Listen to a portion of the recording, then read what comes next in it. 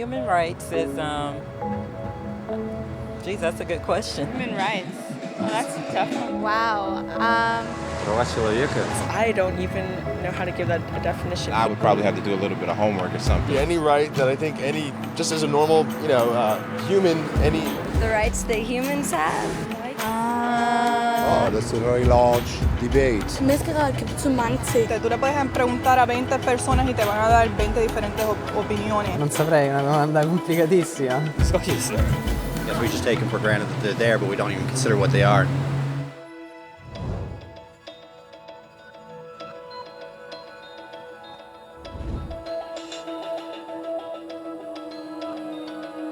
Los derechos humanos son los derechos que tienes simplemente por ser humano. Es la forma en que instintivamente esperas que se te trate y el trato que mereces como persona, como el derecho a vivir en libertad, hablar con franqueza y ser tratado con igualdad. Hay muchos tipos de derechos. La mayoría tienen que ver con cierto grupo. Pero los derechos humanos son los únicos que le corresponden absolutamente a todo el mundo en todas partes. Eso significa niños, gente mayor, pobres, jugadores de básquet, basureros, cantantes de rap, maestros, africanos, indios, albanos, cristianos, musulmanes, cabalistas, ateos, tu madre, tu padre, el vecino y tú. Todos tienen los mismos derechos humanos exactos. En otras palabras, son universales. Pero la cuestión sigue en pie. ¿Qué son? Name the human rights? What the human rights are? The right to live. Equality between all peoples. Right to religion, the right to... Is there supposed to be a list somewhere I should be aware of? De acuerdo con las Naciones Unidas, hay un total de 30 derechos humanos, que generalmente se agrupan y se llaman simplemente derechos humanos. Se enumeran en la Declaración Universal de los Derechos Humanos, que es el documento sobre el tema más aceptado en el mundo. Pero llevó mucho tiempo para que llegaran. Al principio no había derechos humanos. Si estabas con la gente adecuada, estabas a salvo. Si no, no lo estabas. Pero entonces Ciro el Grande decidió cambiar todo eso. Tras conquistar Babilonia, hizo algo completamente revolucionario. Anunció que todos los esclavos podían irse en libertad. También dijo que la gente era libre de elegir su religión, sin importar de qué grupo fueran parte. Documentaron sus palabras en una tablilla de arcilla, conocida como el cilindro de Ciro, y así sin más nacieron los derechos humanos. La idea se extendió rápidamente, hasta Grecia, la India y al final hasta Roma. Se dieron cuenta de que la gente seguía de forma natural ciertas leyes, incluso aunque no se les dijera que las siguieran.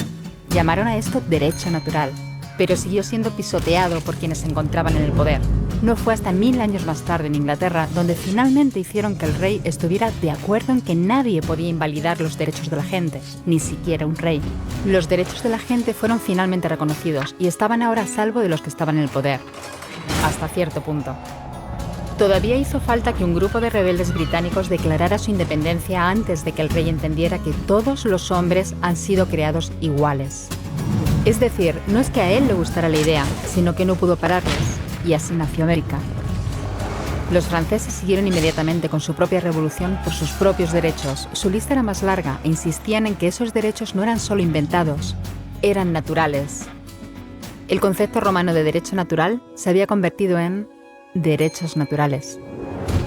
Por desgracia, no todo el mundo estaba tan entusiasmado. En Francia, un general llamado Napoleón decidió derrocar la nueva democracia francesa y se coronó a sí mismo emperador del mundo. Y casi tuvo éxito.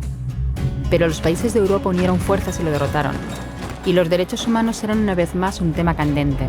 Se redactaron acuerdos internacionales garantizando ampliamente muchos derechos por toda Europa, pero solo a través de Europa. El resto del mundo de alguna forma todavía no cualificaba. En vez de eso fueron invadidos, conquistados y consumidos por los enormes imperios europeos. Pero entonces un joven abogado de la India decidió que ya había sido bastante. Se llamaba Mahatma Gandhi y frente a la violencia insistió en que toda la gente en la tierra tenía derechos, no solo en Europa. Al final, hasta los europeos empezaron a estar de acuerdo. Pero no iba a ser tan fácil. Habían estallado 2 guerras mundiales. Hitler exterminó a la mitad de la población judía de la Tierra en los horrorosos campos de muerte nazi. En total, 90 millones de personas habían muerto. Nunca los derechos humanos habían estado tan horriblemente cerca de la extinción. y nunca había estado el mundo tan desesperado por un cambio. De forma que los países de la Tierra hicieron causa común y formaron las Naciones Unidas. Su propósito básico era reafirmar la fe en los derechos humanos fundamentales, en la dignidad y el valor de la persona humana. ¿Pero qué eran los derechos humanos? ¿Eran las proclamaciones de Ciro? ¿El derecho natural de Roma? ¿Las declaraciones de Francia? Todo el mundo parecía tener una idea ligeramente distinta de lo que deberían ser los derechos humanos. Pero bajo la supervisión de Eleanor Roosevelt, finalmente se pusieron de acuerdo en una serie de derechos para absolutamente todo el mundo. La Declaración Universal de Derechos Humanos. El concepto francés de los derechos naturales se había convertido finalmente en los derechos humanos. Así que, en resumen, al principio solo unos cuantos afortunados tenían derecho alguno, hasta que uno de ellos decidió, oye, otra gente también debería tener derechos, lo que fue estupendo, salvo que no todo el mundo estuvo de acuerdo. Y solo que llevó unos cuantos miles de años de lucha, declaraciones y más lucha hasta que finalmente todo el mundo estuvo de acuerdo en que los derechos humanos deberían ser para todos. Y vivieron felices y comieron perdices. Salvo que hay un pequeño problema. Si la gente tiene derecho a la comida y el cobijo, ¿por qué hay 16.000 niños muriendo de hambre cada día? 1 cada 5 segundos. Si la gente tiene libertad de expresión, ¿por qué hay miles de personas en prisión por hablar claro? Si la gente tiene derecho a la educación, ¿por qué hay más de 1.000 millones de adultos incapaces de leer? Si la esclavitud ha sido abolida verdaderamente, ¿por qué hay 27 millones de personas todavía esclavizadas hoy en día? Más del doble de las que había en el siglo XIX. El hecho es que, cuando se firmó, la Declaración Universal de los Derechos Humanos no tenía la fuerza de la ley. Era opcional. Y a pesar de muchos más documentos, convenciones, tratados y leyes, todavía es poco más que palabras en una página. Así que la cuestión es, ¿quién hará que esas palabras sean una realidad? Cuando el Dr. King se manifestó en pro de la igualdad racial, se estaba manifestando por los derechos que las Naciones Unidas habían garantizado hacía casi 2 décadas. Pero con todo, se manifestó. Cuando Nelson Mandela defendió la justicia social en la década de 1990, su país ya había estado de acuerdo en abolir esa discriminación desde hacía ya casi 40 años. Pero con todo, él luchó. Los que luchan hoy en día contra la tortura, la pobreza y la discriminación no son gigantes o superhéroes.